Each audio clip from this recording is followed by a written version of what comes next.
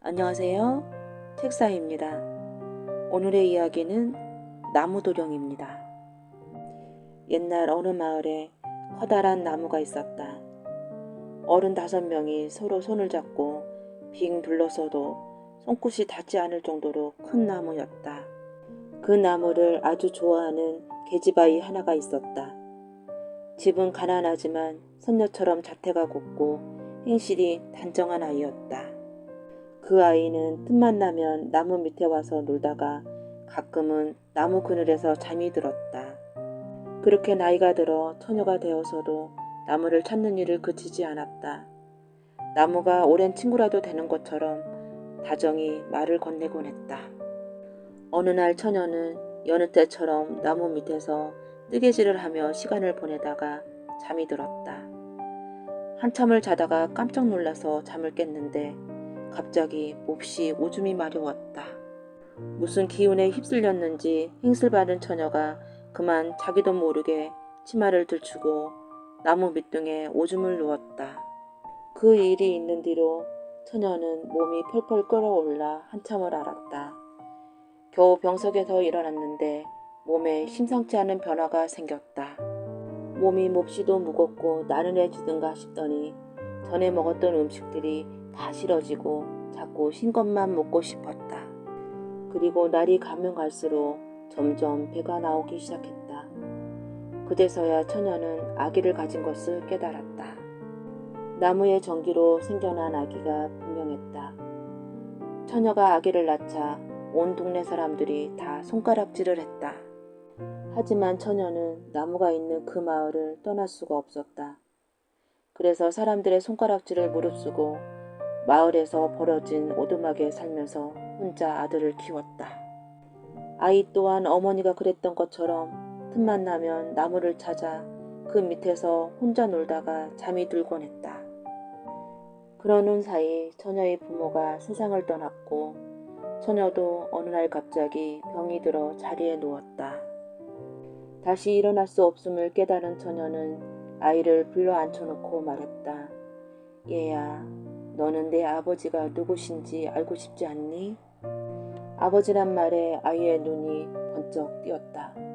알고 싶어요. 우리 아버지는 어디에 계시죠?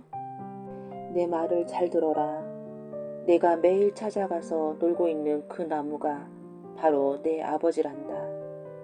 무슨 일이 있어도 아버지 곁을 떠나면 안 된다. 명심해야 해. 그 말을 남겨두고 처녀는 숨을 거두고 말았다. 슬피 울면서 어머니의 장례를 치른 아이는 나무에게 달려가 큰 소리로 물었다. 아버지, 정말 당신이 제 아버지신가요? 그렇게 몇 번 외쳤을 때 아이의 마음속에 나무의 음성이 들려왔다. 그래, 아들아, 내가 바로 너의 아버지란다. 아버지. 아이는 눈물을 흘리면서 두 팔을 벌려 나무를 끌어안았다. 아버지와 얘기를 나누는 아이의 모습은 누구 못지않게 평화롭고 행복해 보였다. 사람들은 언제서부터인지 그 아이를 나무도령이라 부르기 시작했다.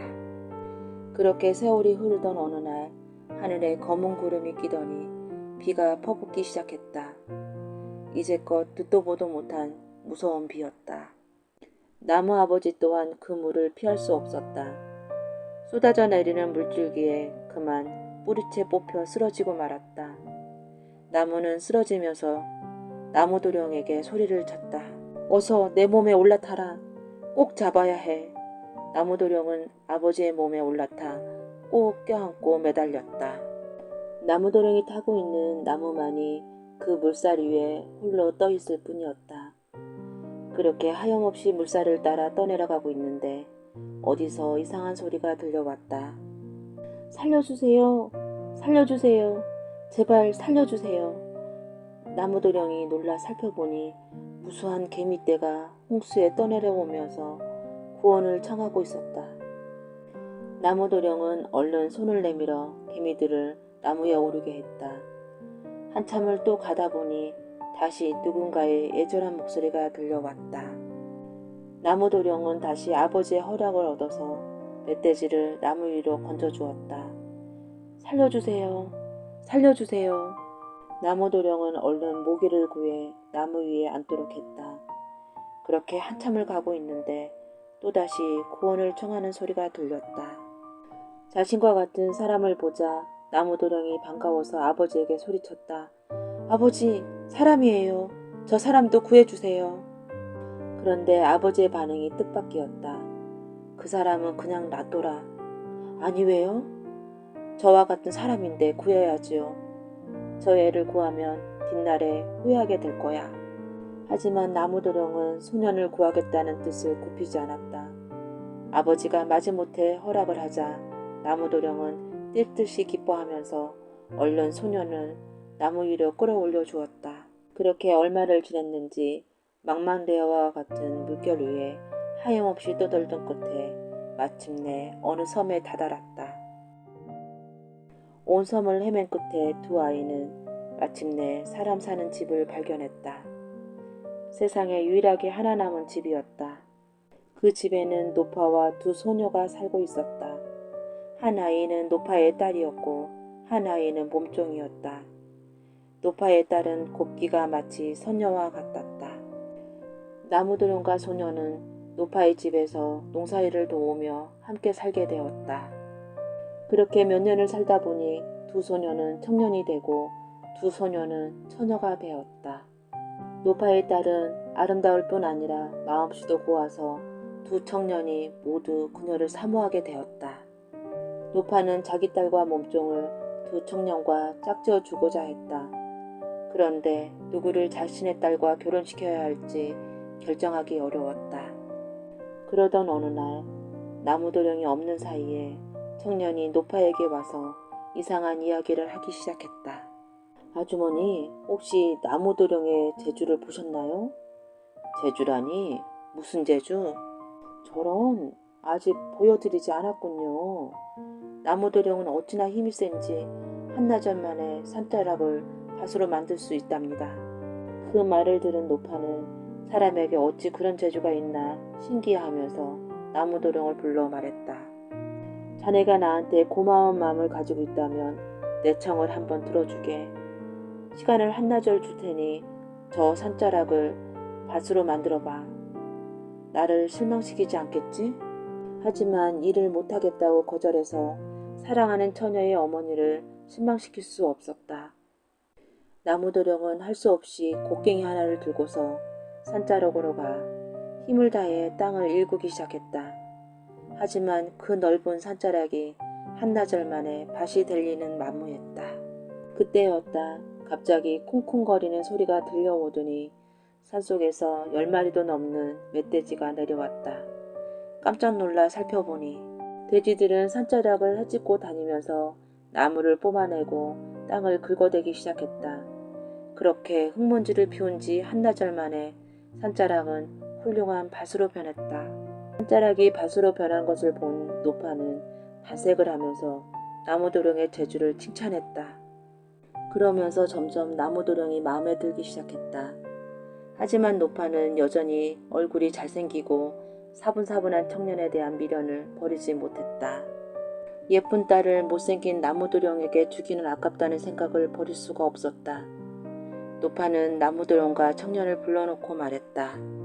이제 자네들도 결혼할 때가 됐어. 하나는 우리 딸과 짝을 짓고 하나는 부엌대기와 짝을 지어야 할 텐데 특별한 한 사람을 고르지 못하겠어. 내가 방에 딸아이와 몽쩡아이를 앉혀놓을 테니 하나씩 방을 고르도록 하게. 그 방에 있는 사람과 짝이 되는 거야. 그리고는 밖으로 나와 두 청년에게 방을 하나씩 고르게 했다. 나무도령은 어느 방을 골라야 할지 몰라 고민에 빠졌다. 그때 웬 모기가 날아와서 나무도령의 귀에 대고 속삭였다. 동쪽으로, 동쪽방으로. 나무도령은 그 말을 믿고 동쪽방으로 향했다. 청년은 자신만만하게 서쪽방으로 향했다. 둘은 문고리를 잡고 방문을 열었다. 나무도령이 고른 동쪽방에는 노파의 딸이 선녀 같은 자태로 앉아 있었다. 청년이 고른 방에는 몸종이 앉아서 짝을 기다리고 있었다. 청년은 그만 비명을 지르고 말았다. 이럴 수가. 그도 그럴 것이 청년은 노파한테 서쪽 방을 가리키는 눈짓을 받고서 자신 있게 그 방을 택했던 것이었다. 그런데 몸종이 앉아 있으니 놀랄 수밖에 없었다. 어찌된 일인가 하면 그 사이에 노파의 딸이 뒷문을 통해 동쪽 방으로 옮겨가고 몸종을 서쪽 방으로 보낸 것이었다. 그렇게 해서 나무도령은 노파의 딸과 결혼하고 청년은 몸종과 결혼해서 살게 되었다.